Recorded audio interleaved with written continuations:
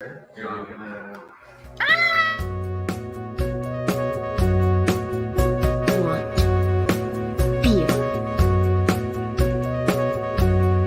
Oh yeah? Well, so's your face. Stop touching my magic phone. Well, you're mistaken. Vidka?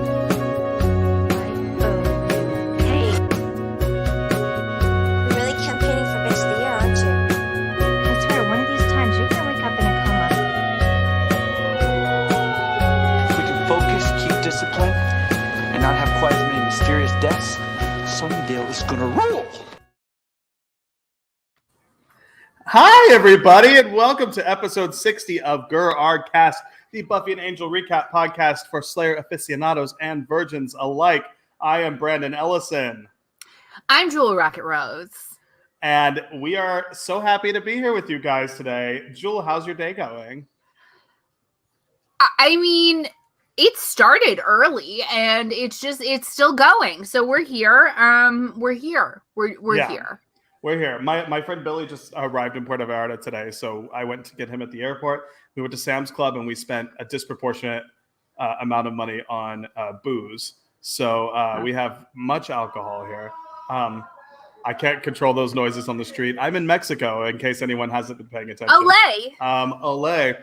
And occasionally people just randomly burst out singing La Bamba and shit. So I don't know what to tell you. That is like my dream location. That's just what happens.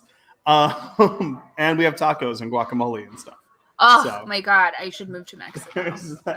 Jewel, have you been watching or reading or doing anything this week? Honestly, I cannot recollect. I believe I watched Tina, and that was great. She's fabulous. Who doesn't want to be Tina Turner in life? Because she's a boss. Also, I watched, you guys, Be Still My Heart. Elliot Stabler is back. Oh, Chris Maloney has a new TV show? As Elliot Stabler, and sometimes he and Mariska Hargitay interact. My life is complete. That's all I wanted in this world. Okay. I needed him to come back. I don't know if you saw in the news, but they named like the sexiest bald guy, and it was Prince William. And a lot of people were really upset that it wasn't Chris Maloney. 100%. First of all, bless you, Prince William.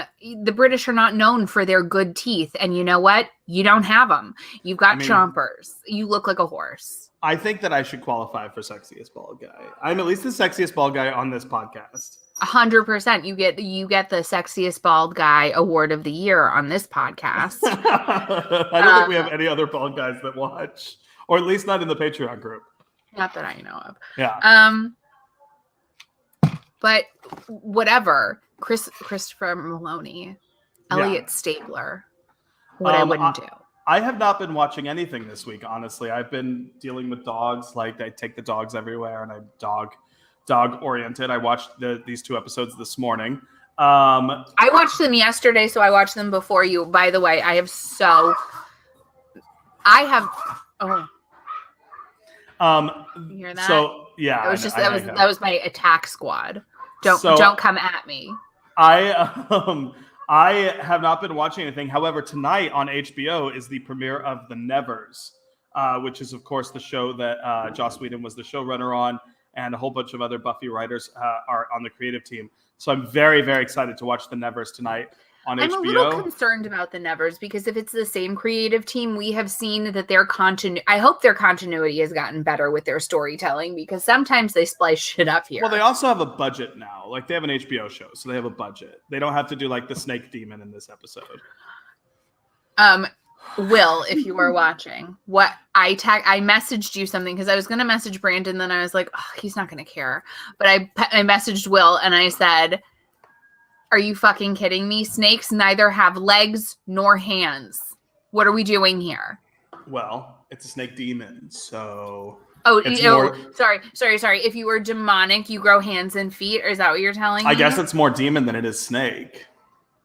I think they had to find a way for a person to move in said snake.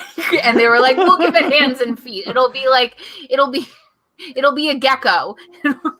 And of course, It's still a reptile. we are of course referring to the snake from the episode Shadow of Buffy the Vampire Slayer. In order to protect her sister Dawn, Buffy must face a horrible beast that has been conjured by the powerful demon Glory to help seek out the key. So this episode, we dig back into like Joyce at the hospital getting her CAT scan. She's got a brain tumor.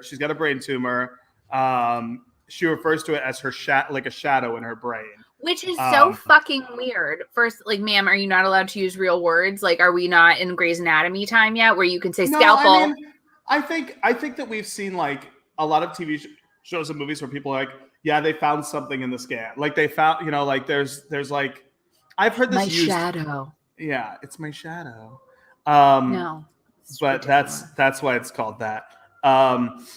We're back at the Magic Box. Giles and Tara are looking at their phone book advertisement. Now, for Jill, let's explain phone books to anyone under the age of 30 that might be watching. It used to be this thing that first of all, you could use it for a lot of different purposes. It was a book that was delivered to everyone's home in the United States. Whether you wanted it or not. Whether you wanted it or not. It's called the Yellow Pages. It weighed 30 pounds. And it was a book, and it was like this thick, and it was like a big book, and you could use it to flatten things or prop things up. Like, I remember when I was younger, like, I feel like a kid down the street who his parents had the books on top of each other with a piece of wood on top, and that was like the coffee table. Yeah, I grew up white trash as well. Well, I what I have learned is that I grew up in Venice. So, is there opera? There's some kind of birthday party or something happening outside. I can't do anything about it. So you know what? We have ambient music this week. I mean, I kind of love it. Anyway, I thought they were cheering for me. I thought they could hear my story, and they were like, "Yes, girl, yes." They're like, "Yes." I don't even remember what I was talking about. Nor do I don't care either. Anymore. It's okay. So anyway, yeah, there were yellow pages, there were white pages. Yellow pages had businesses, and white pages had everyone's name in town was in the white pages. And honestly, like, it's hard to look up people's phone numbers now. Like, it's really hard to find people's phone numbers if you want to. So it is. I have tried to do some, because I mean, let's be clear on life. If you are a female in this world and you care about your safety at all, you have stalked every person that you have ever gone on a date with. Like, you have dialed it all the way back as far as it can go. Yeah. I am also a talent booker. So if I need to find you on social media, I have to find a way to get to you and to message you. Right. It's hard to find things. Social media is like the only way you can call and find people now. And that is frightening how much power those companies have. I agree. Anya's upset. Unless they want to be our sponsor. And if you would, in which case, hi, Yellow Pages, we will take your sponsorship. Or Yellow Pages, Instagram, Facebook. You need to, I mean, Parlor, anyone. Anything really. For a price, you guys. We'll take anyone. J-Date. Nambla. I will go on a date with people for a price. You'll go on a date with somebody so you can practice. That's my thing, you guys. That is the word. I definitely. Okay, I'm not going to say anything specific, but I'm going to say this. Jewel is going on a date sometime in the near future just because she hasn't been on a date in a while and she wants to practice. And it's somebody that our viewers are familiar with. So I think that we should secretly tell the people in the Patreon group who you're going on a date with. I am not going to tell the people in the Patreon group yet. How about I go on the date and then I'll tell everybody, especially if it does not go well. But Jewel is going. But that's kind of my MO this week, you guys. So not only did I agree to go on that date, but Brandon, I have another date that I have agreed to go on. This one was kind of my own fault because I was sitting there at work on Friday and I was like, shit. I don't remember what I'm doing. I don't remember what I'm supposed to do. So I texted a guy I used to date and sent him a message. And the thing is, I know I don't want to date this person. We've had our history and there's a reason why it is called history. It doesn't need to be repeated. But I definitely, oh my God, I'm going to read this text out loud though, because I'm a little shocked at myself. I'm sorry to tell you this, but the people in the comments have already figured out who it is. I'm not saying it. I don't know how you could have. Oh, you got absolutely not. You have no idea. This guy that I'm talking about right now, his name is... No, the other one. Oh, I don't know about that. You guys are wrong. I'm reading too. You guys are not right, but try again. There's a couple more guesses in there. Jules not reading. She can't see the comments. I can. It shows up on my phone too. I have finagled a thing. Now listen, Jules is a really bad liar. I texted this guy I used to date, like in 2016, 14. Like I dialed it back and I said, so I have to practice dating again after this insane year. Should we try it? And Jewel, you're fully vaccinated now, right? I am fully vaccinated. Can you please get on a plane and just come here? Okay, Brandon, listen, remember we had this conversation. Yeah. I would love to do that, but I am working on a couple self projects, if you will, that I have been thinking about, and I've been thinking about them for a while, a little things like that. So I have to use my off time well, because now I have a full-time job, which I've never had in my life before. I've always been freelance. I've always been able to make my own hours. Now I am committed to a company and I got to show up there daily. And when I don't, they're upset about it, especially if I don't tell them. Yep. Yeah. So, and especially if they find out I've gone on vacation. So, I have to work it out with them, but you're going to be there for a hot minute. So I'm thinking I'm going to try and get there in June. Perfect. So Xander is like complaining about Riley blowing up that vampire crypt in that last episode, which was super bonkers. And then they're all like trying to find information about the beast, which we know is Glory. Giles thinks that Riley was being reckless when he blew up the thing. And Anya's like, well, at least it was completed because I really didn't want to have to slaughter vampires today. Which just goes to show us how much I've grown. We go to Glory's headquarters, which you love Glory, right? I love Glory. I knew you would. Glory is my spirit animal. I would be Glory all day long, especially when she's like, ask me anything. And someone asks her a question. She's like, fuck you. I'm going to make this painful. Exactly. I love, do you remember her from Bring It On, Claire Kramer? I don't remember who she was. Was she the slut in Bring It On? She was the slutty one who didn't wear panties under her spanky shorts. Yep. Mm-hmm. She had fingers in places that are inappropriate for Yes, she did. Yes, she did. But she's so good in that, and she's great in this too. She is. She's a fantastic character. I love her playing that character. What is she going to be in next? Well, we see her at her house, and this demon Dreg, who's like her assistant or whatever, is there. Yeah. Why is he so gross and ugly? He just is. She clearly likes to have ugly people around her to do things for her, which, you know, samesies. And she's like, I need these supplies for this spell. Jewel muted her microphone because she was laughing. Why am I getting? I was not laughing at that joke. I'm getting messages now. This is how rumors get started. Yes. Get started. Jules going on a date. Jules going on a date with Robia Scott. She's such a Jenny Calendar fan. That's the one. Because I love Jenny Calendar. So Glory needs these supplies for the spell, and she sees an advertisement for the magic box in that phone book. Literally, here's how like low storyline this episode is. There's an entire subplot about a phone book. So here we go. What? Wait, so what? No, that's the whole like, oh, we put this listing in the phone book, and she's like, I found the listing in the phone book. It's just there's a lot of phone book talk in this episode. Oh, is that a foreshadowing to something that's going to happen with the phone book? Like, clearly, this is an episode that was written pretty quickly. Again, why are we excited about the Nevers? I'm just saying. So Riley goes to Buffy's house, and the door's open, and he sees a blanket on the steps, and Spike is in Buffy's room sniffing her clothes. And he's like, Buffy wouldn't care that I'm in her room, and I'm sniffing the clothes because it's a predator activity, and she's my prey, and I'm sniffing her. Which, like, he has lost it. He has lost. How do you feel about Spike's new obsession with Buffy? He has lost his mind. He is off the. You know what he is doing? He's simping. He's simping on Buffy. He is a simp for sipping Buffy. On some summers. He is a summer simp. A summer simp. Summer simp. You guys, we just used simping in a sentence. We get gold stars today. Oh, do we get Gen Z? Mm-hmm. Gen Z gold stars. Oh, wait, hold on. Shit. You guys, wait, while we're here, it's gotta be down the center, right? This is how girls did it in high school back in the day. Where am I in the middle?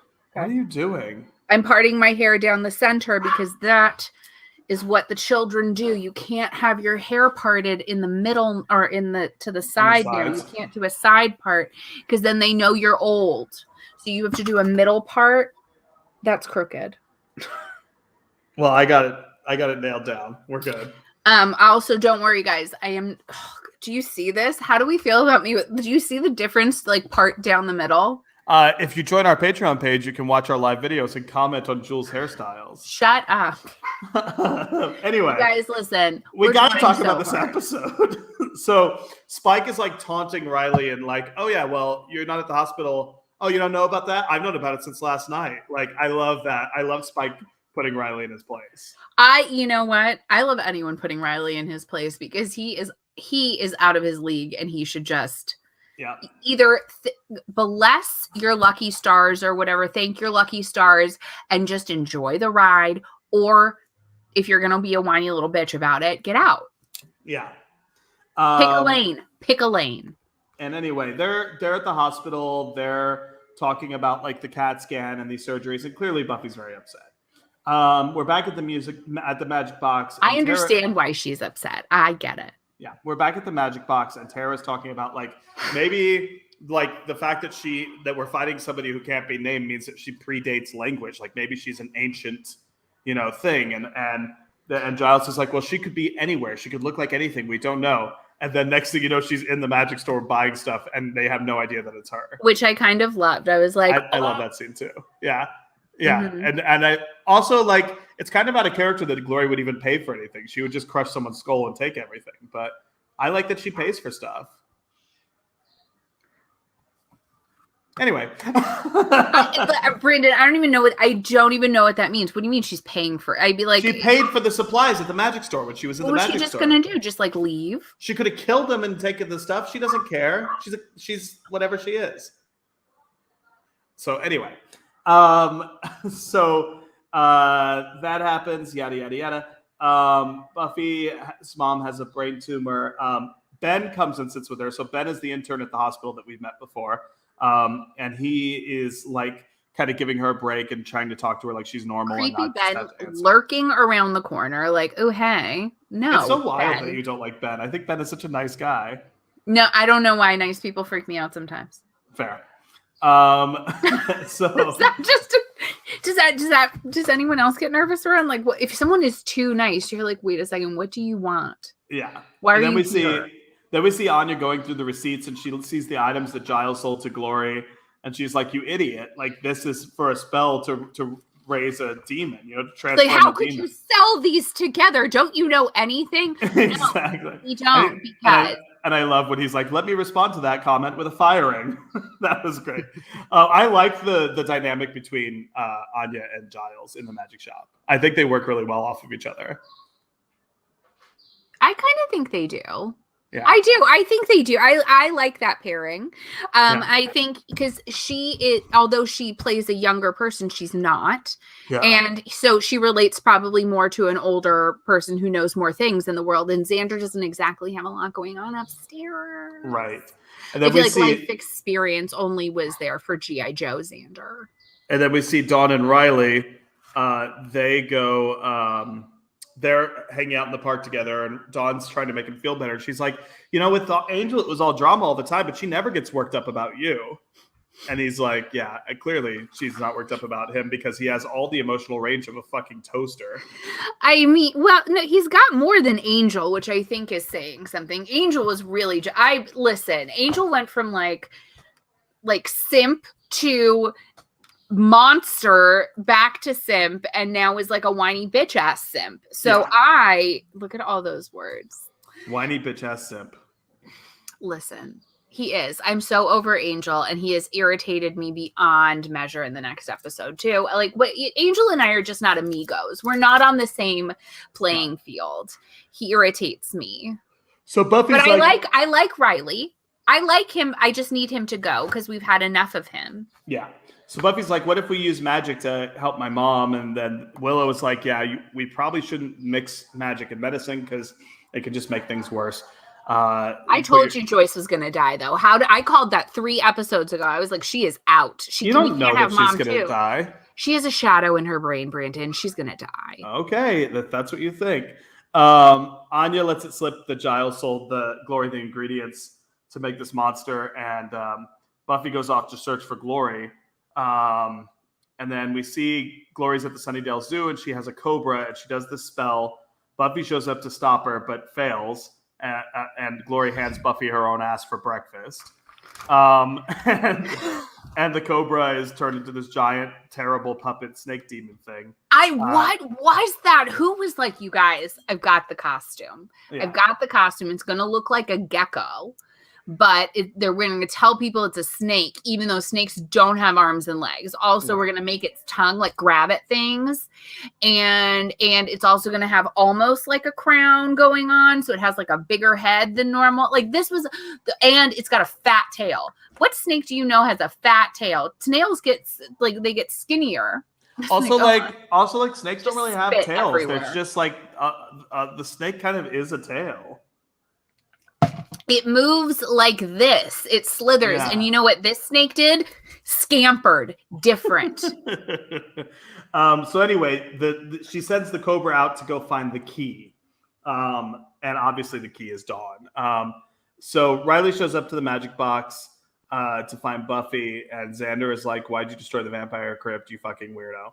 Right, because Riley's trying to like prove his worth all of a sudden. He's like, I can kill vampires on my own. Like, I'll just blow it up. I'm supposed to be waiting for you yahoos. Like, I wouldn't wait for the yahoos either, though. And then Riley's like, why did you let Buffy go out to do something so dangerous, like find Glory? And Giles is like, we don't let Buffy do anything. She does what she wants to do, you know? Yeah, like, don't tell her what to do, you man-child. Toxic masculinity, motherfucker. Xander tells Riley that Buffy is upset about the situation with her mom, so she needs something tangible to fight, and then asks Riley, like, what's your excuse for doing the shit that you're doing? Which is pretty good stuff. Buffy calls... But I like that Dawn said to him, like, I think Dawn likes, and Buffy likes the fact that Riley is, like, boring, because in comparison to everything else, because high emotions take a lot of energy from a person. Yeah. So Buffy's staying at the hospital with her mom, and calls Giles to ask him to take care of Dawn. Riley, we see, go back to the bar, and he sees that vampire woman again that was flirting with him in the last episode. And this time he allows her to drain his blood a little bit, and then he stakes her. If you think that that's stupid or like dumb or like doesn't make sense or is just like, why are we doing this? The next 4 episodes or so are about, there's a lot of that. So wait, my interpretation, can I just say what I think he was doing? Yeah. I think he was trying to let the vampire, because Buffy likes a dangerous man and, you know, vampires in particular. So I bet he was going to have old girl bite him. He's wanted to become a vampire and get all of his powers and his strength back, because at the moment he's kind of puny in comparison to what he used to be, even though he's very muscular. And I don't think it's that. I don't think it's that. I think it's literally just like he wants to feel something. I think it's like why like teenagers cut themselves. I thought he was like also trying to, you know, get a little side piece. The Cobra demon thing shows up at the magic box. It goes after Dawn. But doesn't, like, goes at her and then like stops. Because his job was to find the key, and he found it. And then he like scurries out to go tell Glory that he found the key and it's this. And Buffy chases him down and like beats him. And I mean, she really beat him though. She just kept hitting him. She is punching that rubber puppet so hard, and it keeps bouncing back because it's like, you know, they spent hundreds of dollars on that. So Joyce insists that like Dawn talks to her, and they, you know, like Joyce wants to talk to Dawn one-on-one and explain things to her. And Riley is there to comfort Buffy in a turtleneck, which is a total Buffy move, by the way, wearing the turtleneck to hide the vampire bites. I mean, what else are you supposed to do? It's not like he can wear a scarf. Exactly. He could. He kind of looks like Fred from Scooby-Doo. He could wear an ascot. Oh my God, what if he wore an ascot? Let's just, you know. Exactly. I feel like he would rock a bolero. Yeah. A bolo tie. A bolo tie. That's what I'm trying to say. Not a bolero. That's a jacket. And Buffy is there, and she's like, I can't cry. Like, I have to be strong for my family, whatever. And so Joyce calls for Buffy. Buffy turns and walks away. And Riley is left standing alone in the hallway. And he is clearly upset that she's not giving him attention anymore. Before we get on to our final thoughts and letter rating. Men are fragile is what they were trying to say. Is men are fragile. Yeah. I have a couple quick trivia things. There's a lot of stuff about how that CAT scan was very obviously not a CAT scan. And that was an MRI machine. It's not, that's not, no, I think it was an MRI reading. That was not an MRI machine. I have been in an MRI machine. Did you know I'm claustrophobic, Brandon? Neither did I until I was put in an MRI machine. I was being slid back and the guy said to me, he touched my toe and like I opened my eye. I was totally fine. Totally fine. I opened my eyes and looked at him as my body was sliding back in. And I said, nope, I'm out. I can't. Nope, no. And also the people who wrote this episode and directed this episode intentionally made references to Princess Leia killing Jabba the Hutt with a chain in Star Wars. That was Buffy trying to kill the snake with a chain in this I one. love that you think I've ever seen Star Wars. I don't think you have. I have never seen Star Wars, nor have I seen Star Trek other than the Chris Pine ones because he's hot. The only foreign language title that's something other than Shadow is Incantation, which is the French title. Incantation. Incantation is the name of the episode. Jewel, final thoughts and letter rating on this episode, Shadow. I didn't know how to grade it, honestly, because there's some parts of it that are so fucking dumb. And then there's other parts that are like, oh, that's kind of cute. That's kind of interesting. I'm just going to give it a B because I'm really not sure about how I felt. I liked the lizard creature. I thought it gave me a lot to talk about. Okay. Jewel's feeling very generous with the grades this week because if we had watched this 2 weeks ago, Jewel would have given this shit an F. No, I liked how stupid it was. And you know what it reminded me of? Power It really Rangers. brought like definite Power Rangers vibes, but brought me back to season 1. And there were a couple of episodes from season 1 that I really liked. Yes. Inca Mummy Warrior Princess. Yes. The pack. The pack. I love the hyenas. There was the witch lady, the witch with Robin Riker in it. I mean, there were a couple really. I felt like this was a lost episode from season 1. This could have been a season 1 episode. Yeah, except it had funny spike things in it. I feel like he's going to become funny more glory things and funny glory things. You guys, also, I think I'm just like loving on these episodes because I love Glory. I think she is just the greatest character. She is better than Cordelia. Yeah. Glory is who I want to be on a daily basis. Yeah. So I like 60% of this episode. But that doesn't mean that I'm going to give it as low a grade as like a 60%. What I'm going to give this episode is a C+. This episode fills in some gaps. It moves the story along. It's fun, like you said. I thought it was better than last week, though, Brandon. And you gave last week a higher score than this week. I don't even remember what happened last week. I believe you gave it a B+ last week, and I was anti that. And then this week, I preferred this episode more. We have a couple of big Buffy birthdays happening around this time. Oh, should we get buffed? This past Thursday was Emma Caulfield, who plays Anya. It was her birthday. Oh, happy birthday, Anya. I don't hate you anymore. Tomorrow is a birthday. A friend of the show, Nicholas Brendan, is turning 50 tomorrow. Shut the front door. Listen, Nikki. I give that a 40% approval rating. Also, Nikki Brendan, in my world, you will never be more than 32. Wednesday is Sarah Michelle Gellar's birthday. SMG, girlfriend, you're still killing it. You look amazing. And like your husband's aging well, too. So good job. Christine Sutherland's birthday is on Saturday. Joyce, the mom. Joyce, you were great in season 2. The Moo episode, as much as I hated it, that's the only part I really liked you for. I'm sorry you're going to die. You don't know that she's going to die. She has a brain shadow. How is she not dying? How is she not dead now? You don't know. You don't know. Like, I actually do. Actually. And who else's birthday? These are all my birthday wishes. That's it. That's for the next week. Happy birthday. There's some big ones. Okay. Before we move on to our Angel episode, we have a Patreon, patreon.com/GAC podcast. It's $5 a month to join. You can be in our private Facebook group. You can watch our live streams. You can co-host an episode with us if you feel so inclined. We have a lot of fun over there. We post a lot. It's very fun.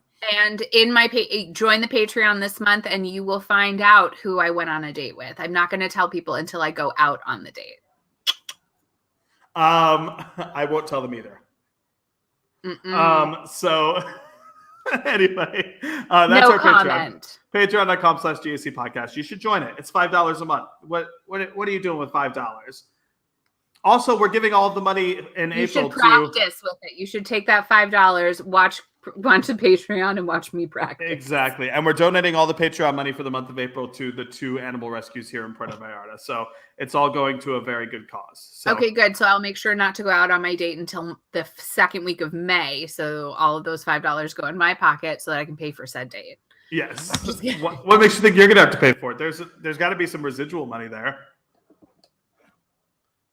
Maybe he'll put a spell on you. Anyway. What about the other date I have to go on, Brandon? Someone's got to I don't know who that is. Is it Lil Romeo? No. No. I don't know why that's the first one I thought of. Why? Little You guys, Romeo? Jill's going on a date with Lil Romeo. Lil Romeo. No, it's going to be Budnick from Salute Your Shorts. No, I'm just kidding, you guys. Oh, I was so excited. Is it going to be Ferguson from Clarissa Explains It All? No, ew, I couldn't. Sam, yes. Jewel, Amy wants you to live stream on your dates. I can't do that. We'll talk about it. Fuck, man. Join on our Patreon if I'm going to just... Anyway, hey, Jewel, you want to talk about our Angel episode? No, that's even worse. What is happening to the world, man? So the Angel episode we're doing this week is called The Shroud of Ramon. Angel and Gunn go undercover to foil the theft of a demonic burial shroud at the LA Natural History Museum. What is a shroud, first of all? I had to look it up. Like the Shroud of Turin. It's like a scarf or a cape. It's a fashion accessory. It's like a pashmina. This is the pashmina of Ramon.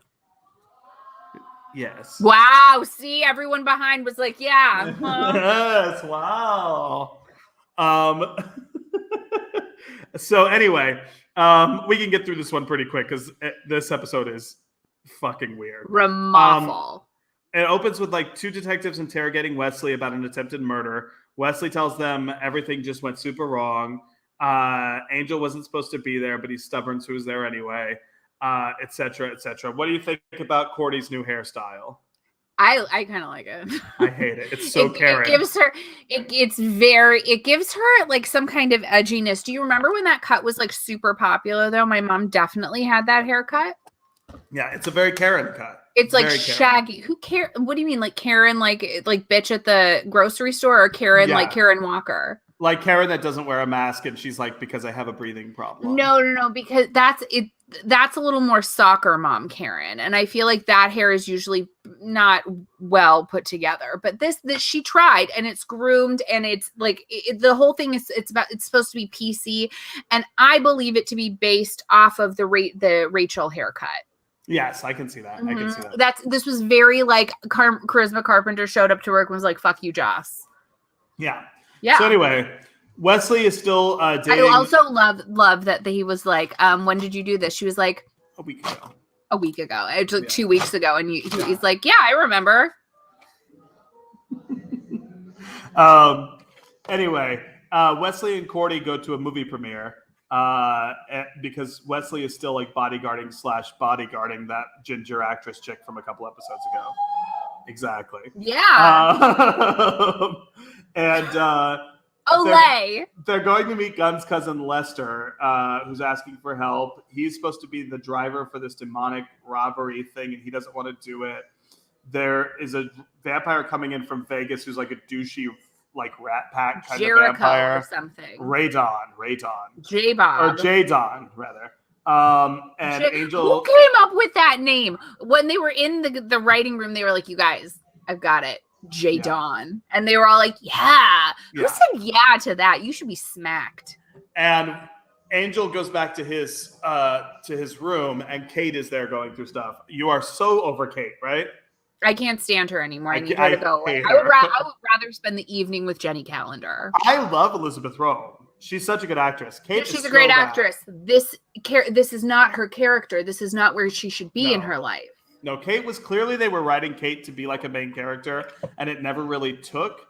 And so you know why? Because I don't think David Boreanaz and Kate have any chemistry whatsoever. No. I don't want to see them on screen together. I don't want her to be there. I think this is not a good place for her. Yeah.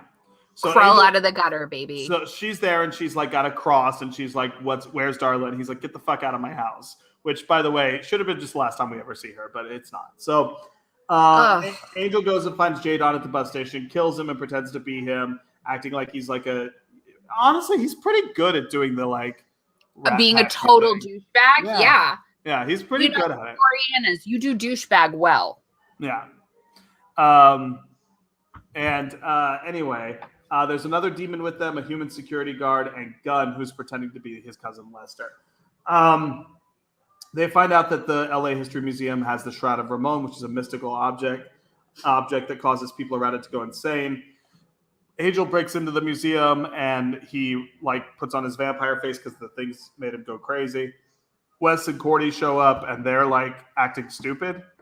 And everybody is carrying the tomb out of the building, but they get all erratic. They drop the thing. Because someone cracked the screen, yes. And then all this smoke comes out, and everyone's like losing their tunes. Which, by the way, we've had so many episodes like this of Buffy and Angel. This is like the 6th time this plot has happened. It's cuckoo banana pants. Yeah. I'm just over it. Like, what? Do something interesting. Writer's room. Yeah. So Wesley finds Kate in the building, and he's like, I'm here to tell Angel something. I don't remember what it was. Doesn't matter. Anyway, Kate finds Angel and the others, and she pulls her gun on him. Angel knocks her gun away, bites her, and like drains her blood, basically. And she falls to the ground. But he's also like, we find out that he was like, act like you're dead or they're going to kill you. He told her, he whispered to her as he was pretend biting her. He real bit her, but then did not suck her blood and was like, listen, play dead, bitch. I'm trying to save your life. Also, Vyasa is played by Tony Todd, who was the Candyman in the horror movie Candyman from the 80s. Never seen it. Nor will I. Thank you, though. Thank you for sharing. Anyway, I'll try to zoom through this quick because the neighbors are getting steadily louder. Oh, now you got music going. We've got music going. It's very annoying. The tomb is... Lean into it, Brandon. Lean into it. Yeah. The police show up and they find Wesley over Kate's body. They arrest Wesley, etc. The demons and vampires all kill each other, and Angel sets the shroud on fire, and it doesn't matter.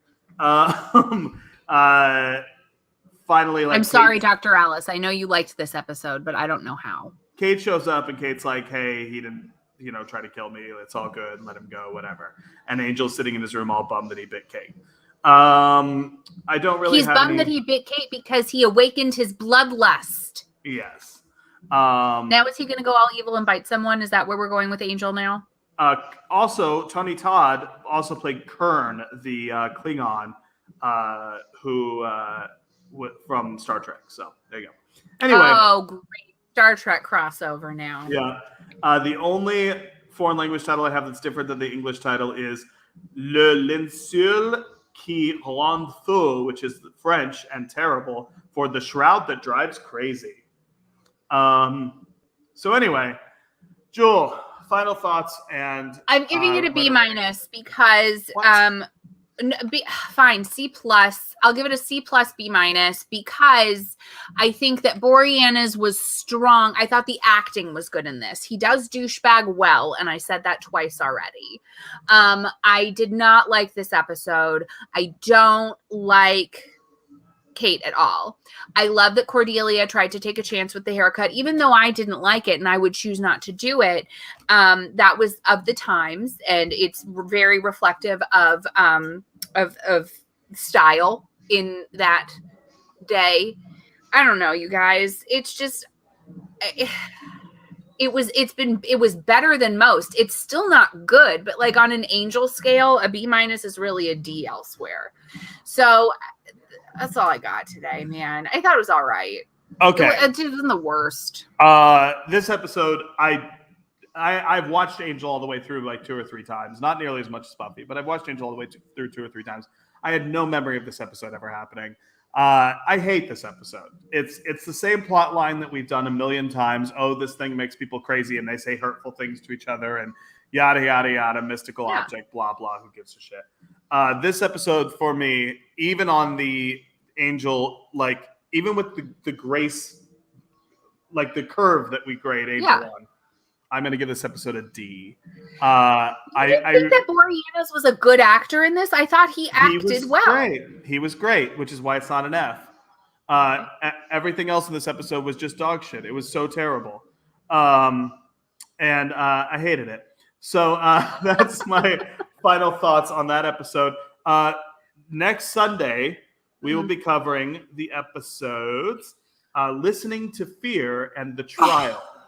So the Buffy episode, Listening to Fear, I don't really remember what happens in it. I think it's another Buffy's mom has a brain tumor episode. And then the Angel episode. When does Joyce die? Maybe she doesn't. She's dead. She's going to die. Not soon, that's for sure. Oh. And the Trial of Angel, which I actually do remember this one. It's a pretty good episode. We get closure on the whole Darla storyline, Darla return storyline. And we get the return of some other characters that you very much enjoy. So anyway, yeah, solid D for me. This episode sucked, but the Buffy episode was pretty good. And we'll see you guys next Sunday. GrrArghCast. You see how long my nails are right now?